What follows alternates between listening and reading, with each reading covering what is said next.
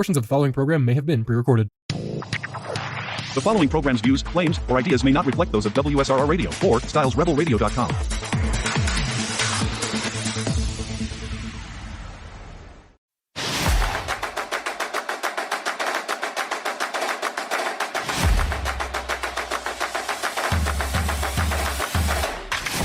Welcome to your 10 o'clock block on your Monday Drive to Survive right here on WSRR Radio, nationally local, meaning we play your local bands coast to coast on a national stage. Your new home of underground radio right here, WSRR Styles Rebel Radio. You make the rules and we will break them. This is your Cleveland Sports Talk Show from Pittsburgh, Behind Enemy Lines. I'm Lucas D'Orazio, joined as always by Dom Farrow, and it is June 16th at 10 a.m. right here on WSRR Radio. And we had a fun weekend over the weekend of sports here in Pittsburgh, especially for you, Dom, because the U.S. Open was right here in Pittsburgh for us, your Behind Enemy Lines crew. And Dom Farrow got the inside scoop on all things U.S. Open. Dom paid money to volunteer there for 3 days during the week. Passed out some merch, worked in the merch tent, and then got to see the last 3 days of play at Oakmont. Dom, what's the inside scoop? Now, we got a little delay, right? It's going to be finishing right around the time. It's over. It is over now. It's finished. That's right. They did finish. Okay. I'm not watching. I won't watch a golf tournament unless it's the Masters. Well, I'm sorry. You got to watch the majors. U.S. Open, that's my second favorite, I'd say. It's close up there with the Masters. It's golf's greatest test. And at Oakmont this week, even harder of a test it was for these golfers. It was a test. Final score, 1 under for J.J. Spaun, the champion. Everyone else at even or above par. So the course won this week, and that's what we always love to see. J.J. Spaun, he nailed a 60-foot putt on the last hole to win by 2 strokes. It's pretty remarkable. Wow. I did see that he hit a long putt, but I didn't know that was on the last hole. He hit a few big ones, and that one sealed the deal. It was pretty great. Some are saying it's one of the best sporting moments that have happened in Pittsburgh all time. I mean, obviously, you got immaculate reception. Now, what else is up there? What else is in the conversation? Yeah, I was going to say, was that in Pittsburgh that was or in in Oakland? That was in Pittsburgh. Sure. The other one is Bill Mazeroski's walk-off home run in Game 7 of the World Series. The only one to ever happen against the Yankees back in like the 70s, I think. I'm not 100% sure. Something like that. Those are right. Like the two. I don't think and also, you could make some arguments for the 2013 wild card game. The Pirates, the Cueto chance, that was a great moment. And then Russell Martin's home run right after that. I'd put that up there too. J.J. Spaun, it's a different one. And of course, it's a more universal one. In my opinion, and I think a good amount of people that listen to this might agree, one of the best moments in Pittsburgh sports history, or in sports history that happened in Pittsburgh, probably when the Browns beat the Steelers in 2020, just a spectacular playoff game in the wild card. 2021, I think it actually happened in. Maybe not.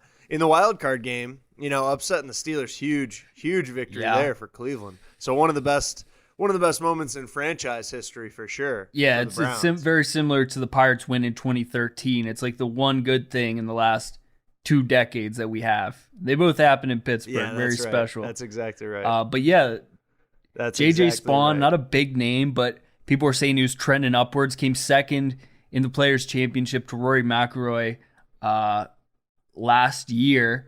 So, but if you look at this guy's Wikipedia, his majors history, it's a whole lot of cuts. It's a whole lot of 40th places, a couple 30-something. He was never really in these big-time moments. And today, I think he had 5 straight fives. He had, I think, 5 or 6 bogeys or more on the front 9. And then they had a weather delay for about an hour and a half. And he comes back out, and he's just a new golfer. He needed that little break. I think the rest of the round, maybe he had 1 or 2 bogeys, if that.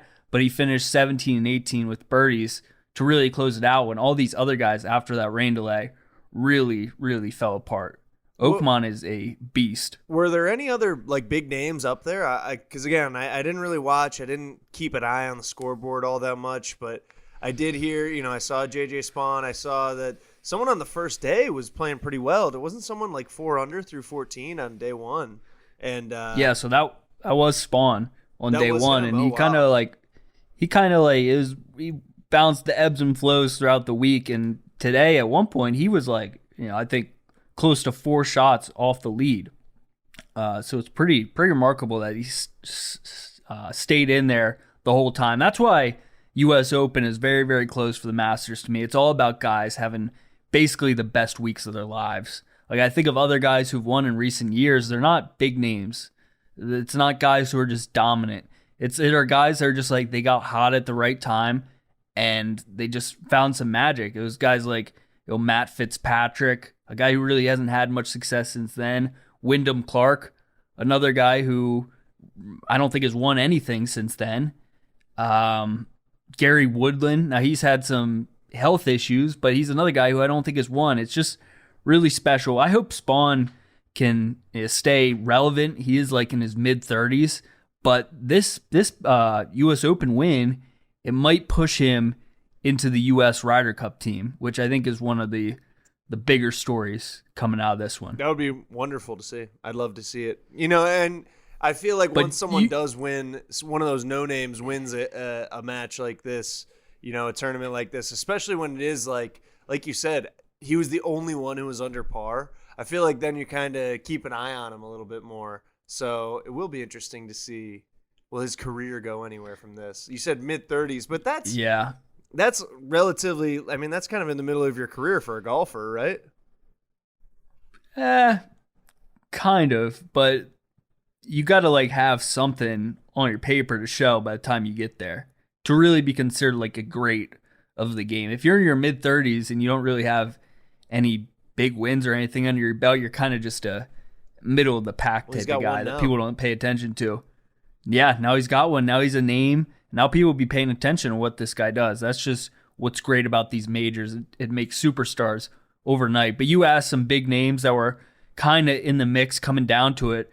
Obviously the best golfer in the world, Scottie Scheffler. He didn't have the best week. He just looked a bit off this whole time. But he was, his lows are just good enough where he can stay in the conversation. He finished tied for 7th, +4, even par today. The guy's pretty remarkable. It felt like he was having one of the worst majors in the last few years for him, but still another top 10 performance. The guy's just, there's no one like him. John Rahm was another guy, a live golfer who kind of shot up the leaderboards today, also tied 7th, but overall +4. The guy that I was really pulling for was Victor Hovland. I'm not sure if you know about him. He's a younger dude, Vic. A Scandinavian fella. Unfortunately, he did not have a good day today. +3, finished +2. If he could have just shot even par, we would have been seeing a playoff here in the U.S. Open tomorrow. That's kind of what I was hoping for because it was getting dark, and with that rain delay, it would have been cool to see what would happen tomorrow if they would have played. I wonder if it would have just been a bunch of yinzers. Oh, most it would have just been I'm sure nonsense a lot of out people's there. hotels and stuff, they weren't booked through Sunday night. It could have been a very local crowd. I wouldn't have doubted it. Dom, Yeah. I saw a lot of TikToks and stuff about the food that was going on at Oakmont. Did you get any tasty dishes while you were there or no? I mean, I got a hot dog. Yeah, how was the dog? Which was pretty good. It wasn't I've bad. recently delved into hot dog reviews on my TikTok channel. I saw. And I wanted to think get I dropped your a review comment. of the Oakmont dog. I saw a TikTok said one was pretty good. So what was your? It was okay. Now the problem is that I towards the end I realized that there was a hot dog specific place that made specialty dogs. They had a Pittsburgh dog, they had a Chicago dog, and that's what I was planning today. But then the rain happened. It kind of ruined my plans. It was on the very far end of the course, so I didn't get it. I got regular dog, ketchup, mustard, extra mustard, of course. Just a barely little strip of mustard. Ketchup. You don't want a lot of ketchup, but mustard you can put it on. You can put it on with the mustard. You can never have too much mustard. So it was a good hot dog overall. That's good. That's good to know. I'm currently trying to find some more Pittsburgh spots to review hot dogs. So if you want to find my TikTok channel and see some hot dog reviews, that's right. If you are a fan of the show, you know about our affinity for Dell's, the drive-in that we found after a round of golf one day. We did about a 20-minute ad. That's right. We them. did a lot of free advertisement for them. So that'll definitely. Can we be do on the? there. Can we do the Dell's review, a joint review? Yeah. Oh, you'll definitely People be can see there me. for that one. But yeah, that'll Love be a it. little bit more free advertisement for them. Speaking of advertisement, I also want to throw in really quick that on July 26th, we will be doing a WSRR Rebelthon, our 12-hour radiothon, 12 hours of live radio right here on WSRR Radio. Shows, music, interviews, giveaways, and more. July 26th from 10 a.m. to 10 p.m. We'll be raising money for through Venmo for the channel to support the channel, licensing fees, all that jazz. So keep an eye out for that. Like I said, July 26th, me and Dom might be doing some live shows. So if you are a Behind Enemy Lines fan, make sure you keep up with that, and you'll get to hear some exclusive content from us that day. Maybe we might do some collabs with some of the other shows. Maybe Shaney from Off Air, maybe Style from the Rebel Radio Show. So keep up with that. Like I said, July 26th, right here on WSRR Radio, 12 hours from 12 a.m. to 12 p.m. And I'm sure you guys will hear advertisements for that across all of our shows here on WSRR Radio. But back to it, Dom. Hot dogs. It's hot dog season. What do you think about the people who don't like to dress up the hot dog and then they hate on hot dogs? I feel like you need the condiments. Not that it can carry a hot dog, but it's got to be there, right? No, yeah, it 100% carries a hot dog. A hot dog by itself isn't good. Let's just be honest here. Yeah, I don't. Some are. Let's just some be are. honest. It's not Costco bad. Dog. Every time my parents go to Costco, they ask me if I want a hot dog if I'm in town. I say yes, and I don't put anything on it. I don't think it needs anything. Yeah, that one's a little different. That is a special one. The bun is special too. The bun is a major factor. That's right. Now, but a hot dog by itself is just half of the whole ordeal. What makes it special? I heard you bring up the Costco bun. Have you done any further research into what you texted me during last week?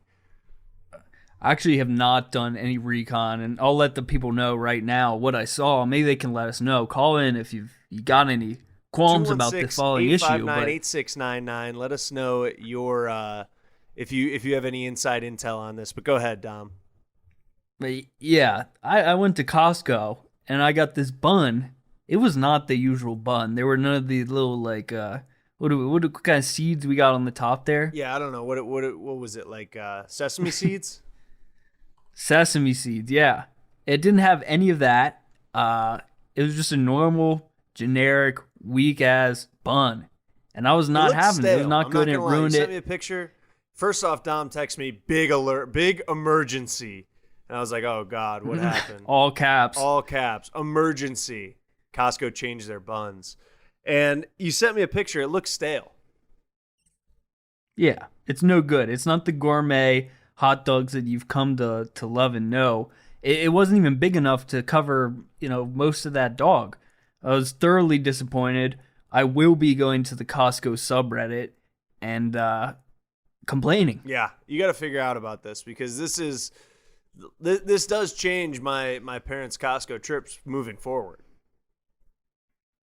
Yeah, I mean, people aren't complaining about it, and my hope is that they didn't have Costco onions that you either. went to That's another just big so one. happened to be out of the normal buns, and they had to use something like they were scrambling in the back. But that's my hope because Costco does things right. You know what I mean? And I don't think that they would change the bun like that and mess everything up that they have going because they've had such good mojo with that $1.50 hot dog and drink combo for so long. Why would they mix anything up on it? Yeah, exactly. But you think that they tell the people, like, hey, just so you know, it's not going to be what you thought. Okay, I found something on the Costco subreddit So got a hot You dog got 30 today, seconds. Go ahead. and the buns are significantly smaller. And this looks exactly what I got. No. People in the comments, this is the top one with 1.3 thousand upvotes. Says looks like your store ran out of the regular buns and used buns off the shelf. Come on, man. Hey, hopefully that's what happened with yours too. That's what I'm saying. I think that I wouldn't doubt that they ran out of the usual buns that they have and they just had to run out into the store, grab the normal ones. That's my hope. Stick with us through the break. Maybe we'll get to the bottom of this here on Behind Enemy Lines.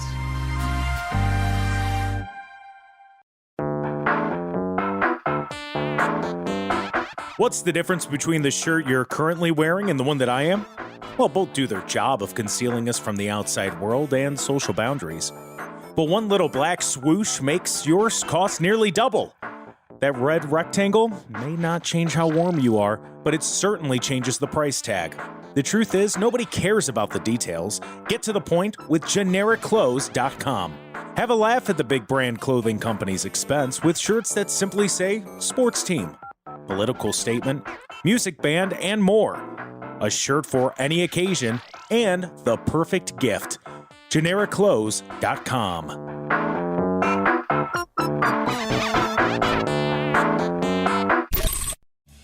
Hi, this is Melissa, And hey, it's Matt. coming at you from Synergy Music Studio.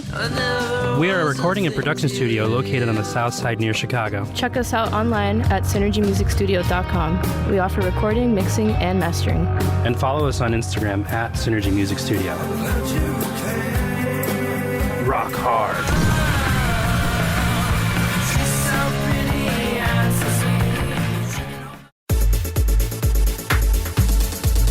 Welcome back to Behind Enemy Lines right here on WSRR Radio, brought to you by Hellbender Vinyl. Hellbender is Pittsburgh's first and only custom vinyl record pressing plant. It is one of America's most trusted record pressing plants. Hellbender Vinyl is perfect for local and independent artists, just like the ones we play here on WSRR Radio, who want to take their album release to the next level. Don't settle for a bunch of ones and zeros floating around the internet. Have a physical album release with Hellbender Vinyl. Check them out at hellbendervinyl.com. Dom, it is June 16th. Right now, the NBA Finals are knotted up at 2 games apiece. The Oklahoma City Thunder and the Indiana Pacers are knotted up at 2 apiece. Each team has split in their home series, and now we're headed back to OKC for Game 5. And Tom, I have a question. Who do you think is better to win this series for basketball discourse? I saw someone on Twitter say that they would be really upset if they saw Tyrese Halliburton win a ring before Shai Gilgeous-Alexander, Anthony Edwards, a couple other young stars and different names like that. And someone else said, I think it would be better for basketball discourse. He's a pass-first guy. It's not really a superstar-run team in Indiana. It's a lot more, team basketball. Do you think it's better for the sport of basketball if one team wins over another in this game, in this series? Yeah, I mean, I think it's better if the Pacers win because it shows that teams in smaller markets actually can win and they can compete without big superstars like Jokic or LeBron or, like you said, Anthony Edwards or SGA. It just gives fans a reason to be invested every single year. I think that's the best thing about the NFL and what makes it the biggest league in the United States is that every single year, week 1, in your heart, you think that this might be the year that your team has it. No matter what happened last year, no matter what, they're just the way that the NFL works is that any given Sunday, anything can happen. So with basketball, I don't get the same feeling when I watch some of these games, but this year is a little different. If they get a team like Indiana to win, it shows that maybe fans can stick with it, get invested, because there are a lot of NBA fans I see that switch up on their teams very quickly. One year they're Heat fans, a few years later they're Celtics fans. No one can just stick with it because they know that a lot of these teams that are stuck in purgatory just will have never have a chance to win. Like Sacramento Kings. Why would anybody be a fan of them unless they lived in Sacramento? Now, there's a chance that if the Pacers win, you could start getting some hope in this team that anything can happen. It brings a bigger appeal to the mass audiences. I've tried to become an NBA fan a few times, tried to become a Mavs fan, tried to become a Rockets fan. It just doesn't work because there's just no point, because there's only really about 4 teams at the beginning of the year that you think can have a chance of winning. And 90% of the time in the last decade, those are the teams that end up in the conference finals. So I think this is good for basketball. I think Pacers win would definitely go a lot further in expanding the game. Yeah, and I think that just in a league where it is so superstar driven, like I've made cases for this in the NFL as well. I've actually written like some papers on it and stuff that like that sports in general are more superstar driven now, like player driven than team driven. And because of that, I think you see a lot of people switching up on teams, like you said. And I think it is like there's no greater case of it than the NBA, because every single offseason you see the top, 50% of the top 30 players go to a new team, it feels like, if not more than that.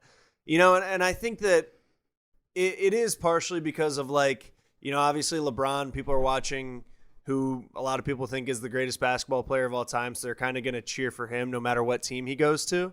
And I think that that's kind of moved with a lot of different players and teams. Like people are James Harden fans instead of Oklahoma City Thunder fans, or people are LeBron fans instead of Laker or Cavs fans. You know what I mean? So it does switch up a lot. And I think I said it on the last episode, like the Pacers aren't a superstar driven team. Like, don't get me wrong, Tyrese Halliburton is a superstar, but like before this series, a lot of people probably didn't really know who Andrew Nembhard was, or Benedict Mathurin, or there's a couple other names there that now are escaping me, but they're making huge contributions like in the finals, and they were in the Eastern Conference Finals as well.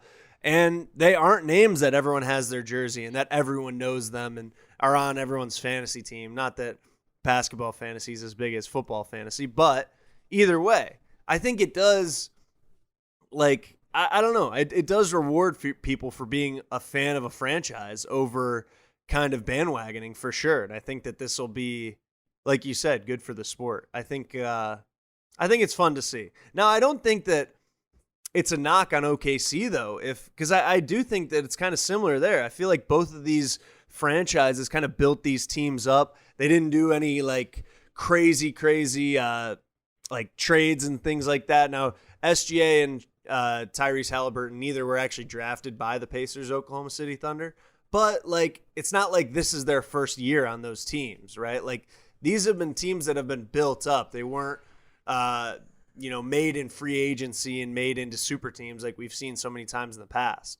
And I think it kind of makes being a fan of that team and then seeing them win a finals like that much more rewarding, does it not? No, yeah, you're completely right. And these guys are both so young that, for me at least, as a very, very, very casual NBA observer, I'm going to call myself a fan. I just can't believe that SGA is considered a superstar. That's the thing that blows my mind. Really? I mean, he was the MVP. I don't see it. He scores points, but I don't see it.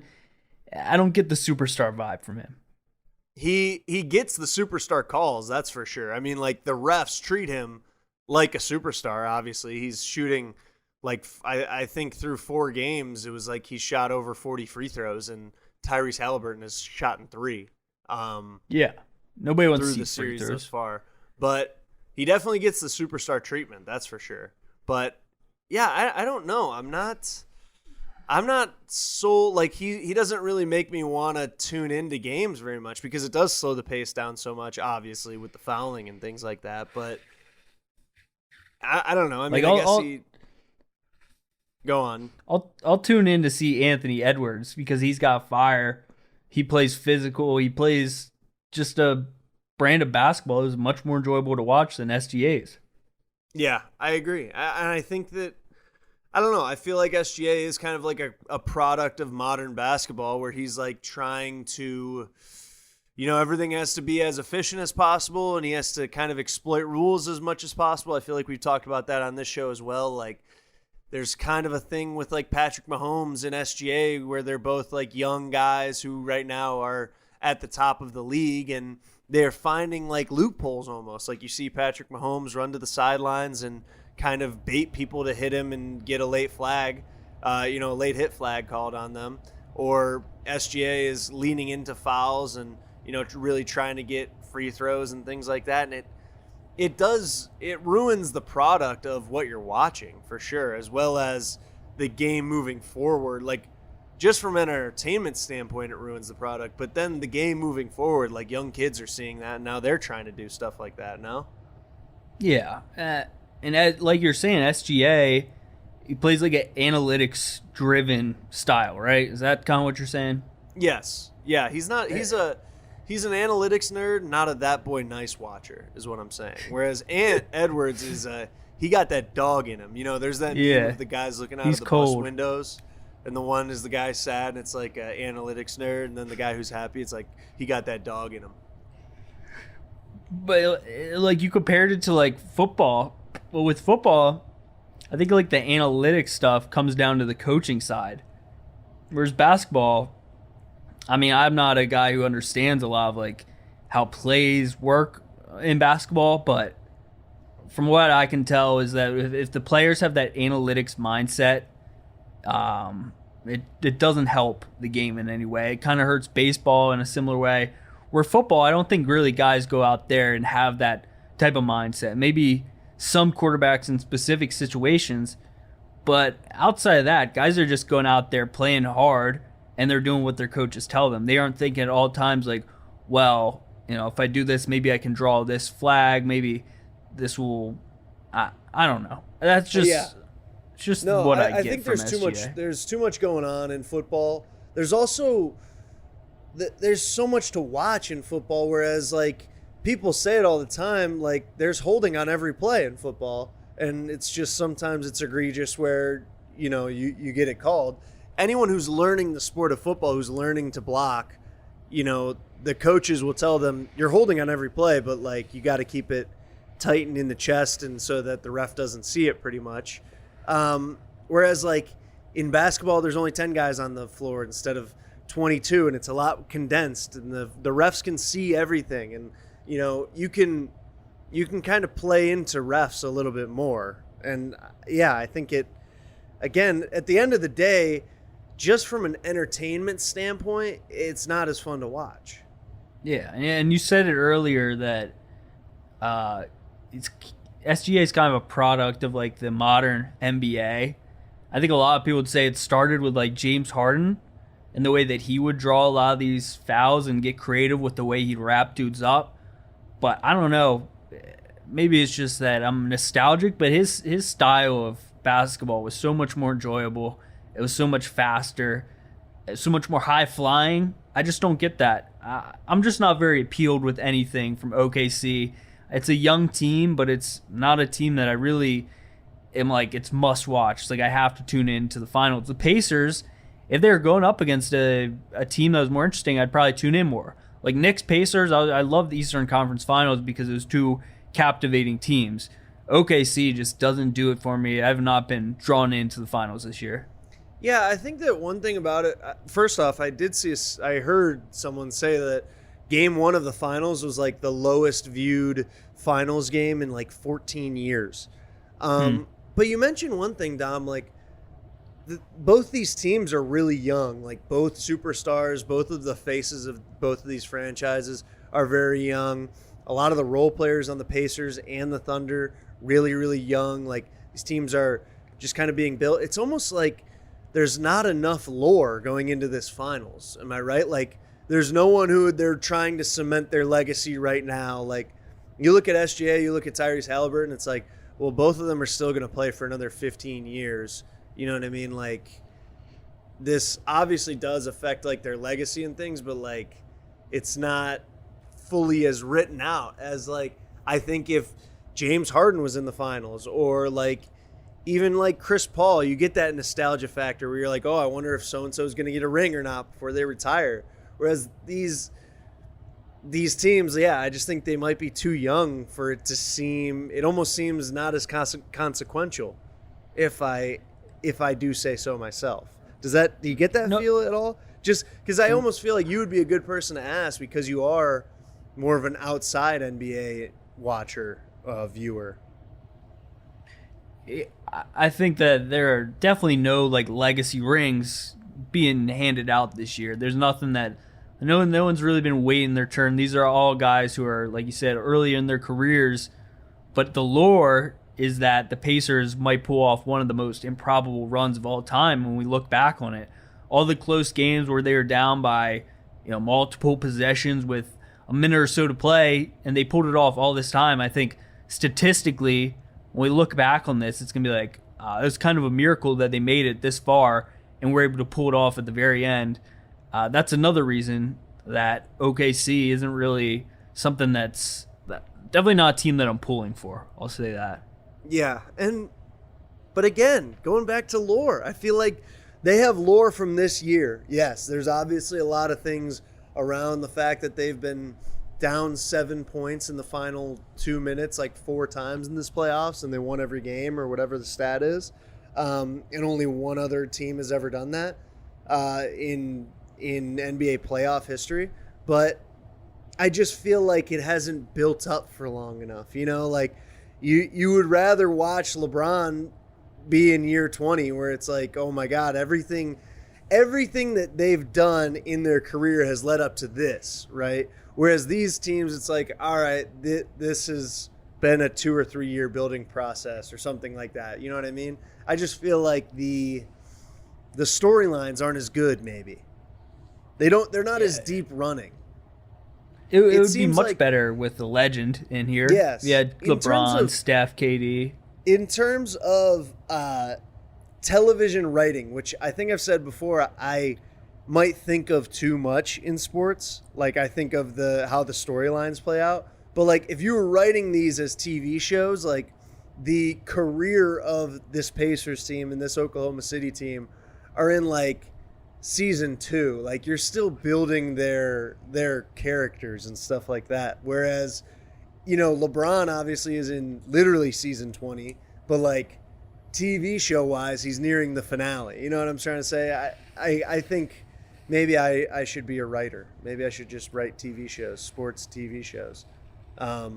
But that's how my mind thinks of sports too much. And then I bet on that, and then it never works out that way, and I lose a bunch of money. Yeah, that's how they get you. You always think it's going to work out perfectly, but it always turns out in a way you just don't imagine. NHL finals, I believe, are also Stanley Cup finals. I mean, those are also tied up 2-2, I believe.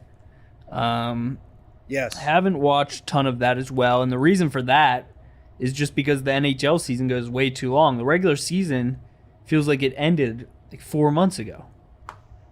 Yeah, I think that the NHL schedule is insane. Like the fact that they play 82 games just like the NBA does is kind of crazy to me because it's a much more physically demanding sport. I mean, like you can go to the Y and see 50 and 60-year-old men playing basketball.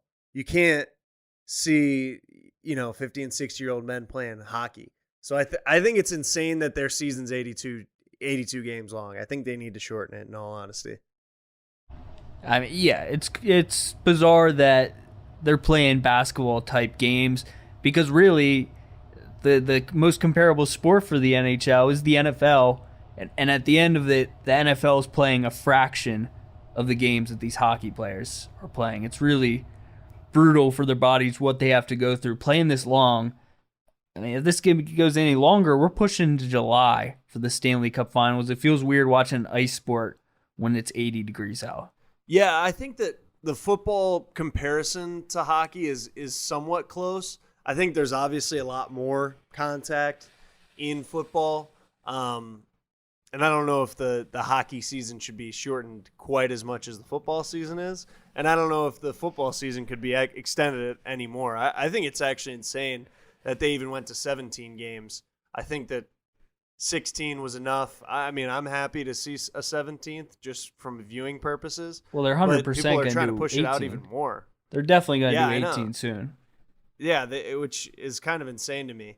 But They give them 2 I bye do weeks. think that the NHL season probably can be 60 games. Like, now, the league probably doesn't want to do that because I'm sure they're getting money from all 82 games.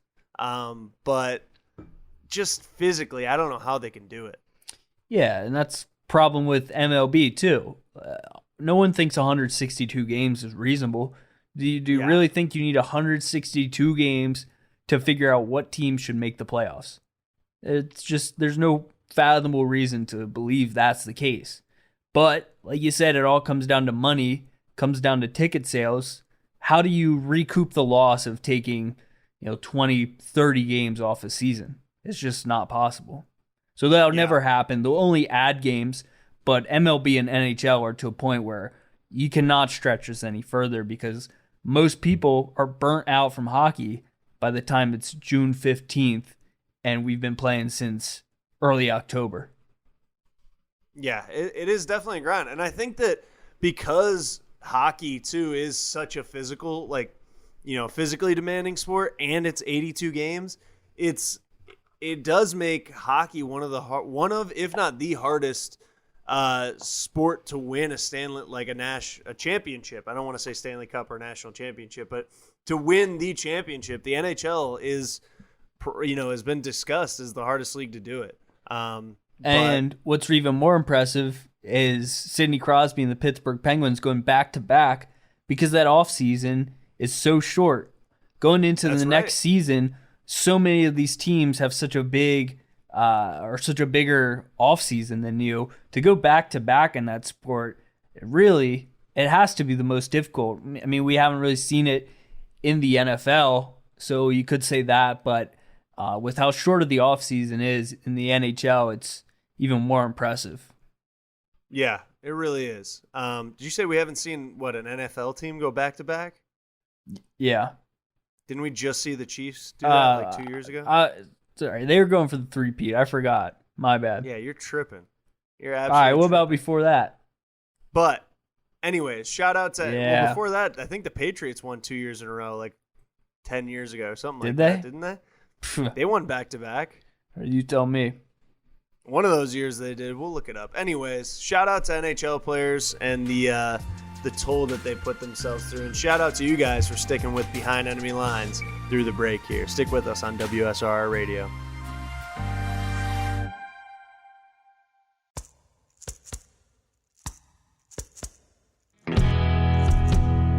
If LimeWire taught us anything, your digital music is free and open to piracy, and even manipulation when it comes to digital distribution. So why settle for a bunch of ones and zeros floating around on the internet? Make your release something special with Hellbender Vinyl. Hellbender is one of America's most trusted custom vinyl record pressing plants and works with local artists to get their next release pressed exactly to their liking.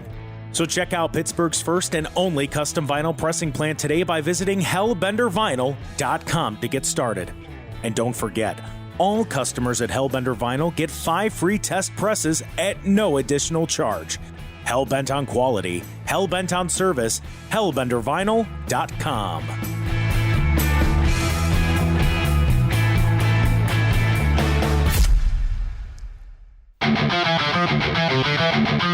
WSRR Radio. This machine kills monopolies.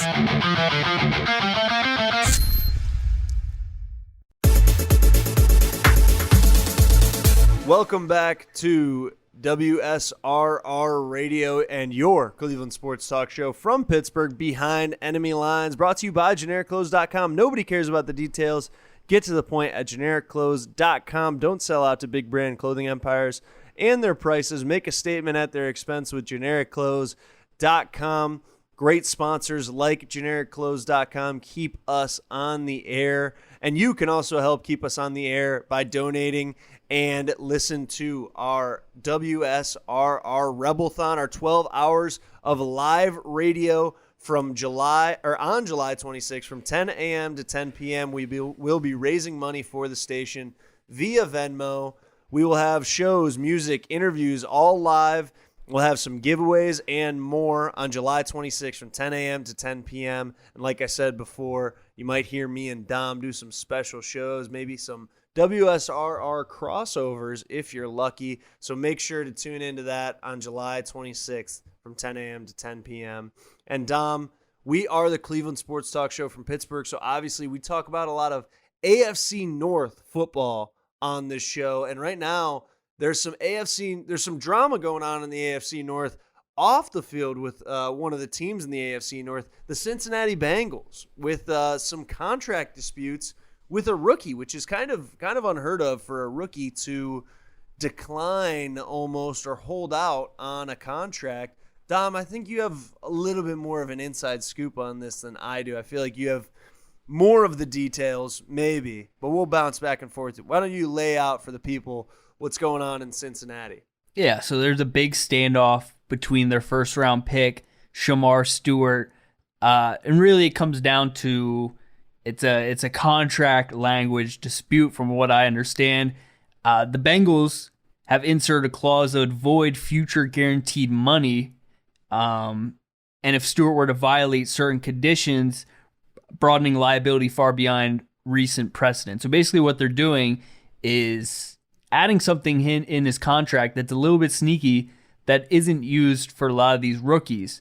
Now, what his agent are arguing is that the Bengals are making him a guinea pig in testing this broader clause, something that previous first rounders didn't face. And so his response in all of this is that he's not signing his contract. Obviously, they're still in this dispute, and he's not participating in mandatory minicamp practices. He's been attending meetings. I think recently stopped going to those, but he's standing firm on this.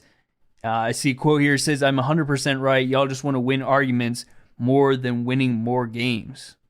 So a lot still in the air now. There's a few deadlines to be coming up that we'll have to keep an eye out for.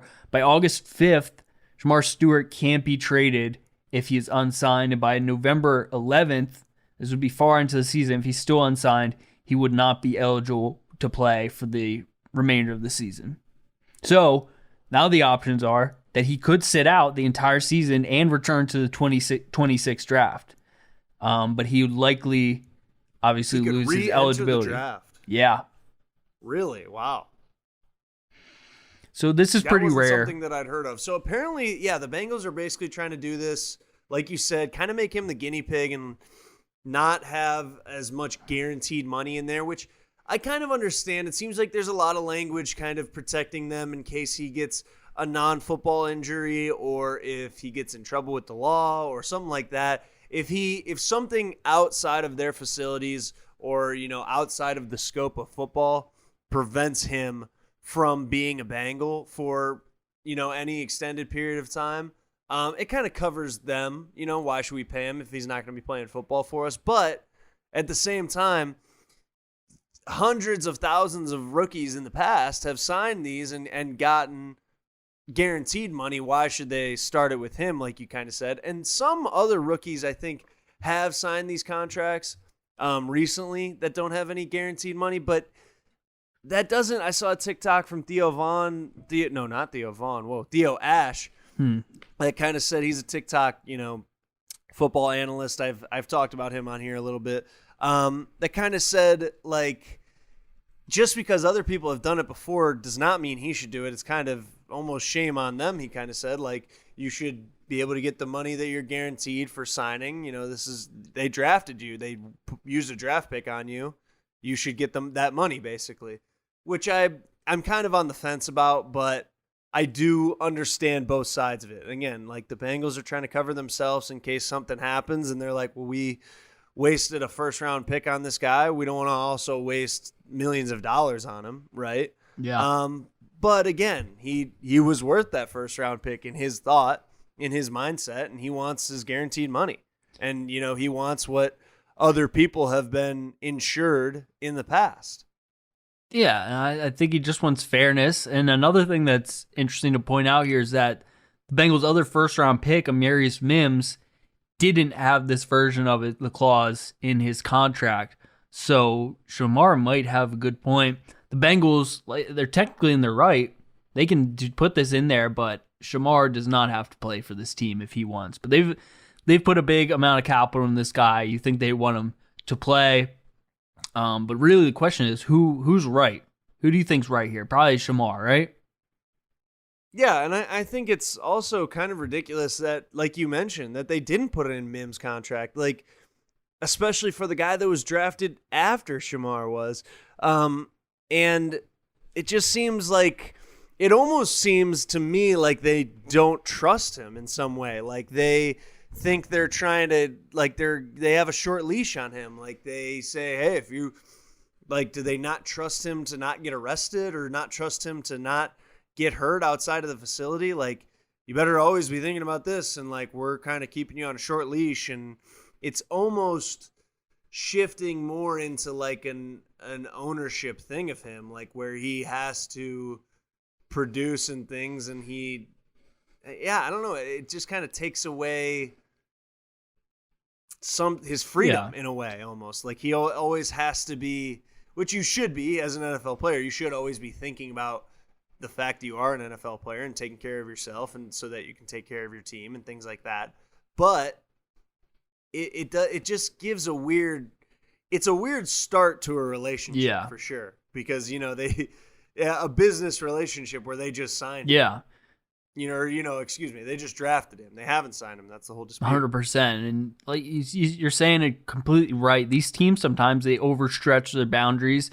They think that the players need them more than they need them, which is really like the reason why they're there. The players are how they make their money, and obviously the fans, but they wouldn't be there if they didn't put an excellent product on the field. And where you get these incredible athletes is from early in the draft. It's how you build your team, and that's why they usually treat their first round guys like royalty. These first round guys can mess up a lot, but they'll stick around. They'll be given way more chances than anyone else on the team. But the Bengals here are pushing the boundaries, I think, a little bit. The last time we saw a first round draft pick hold out from signing really was Joey Bosa with the San Diego Chargers back in 2016. He was an even earlier draft pick, 3rd overall, and there were some differences between their holdouts. His was still contract language, but it was more about the dispute over offset language and timing of bonus payments.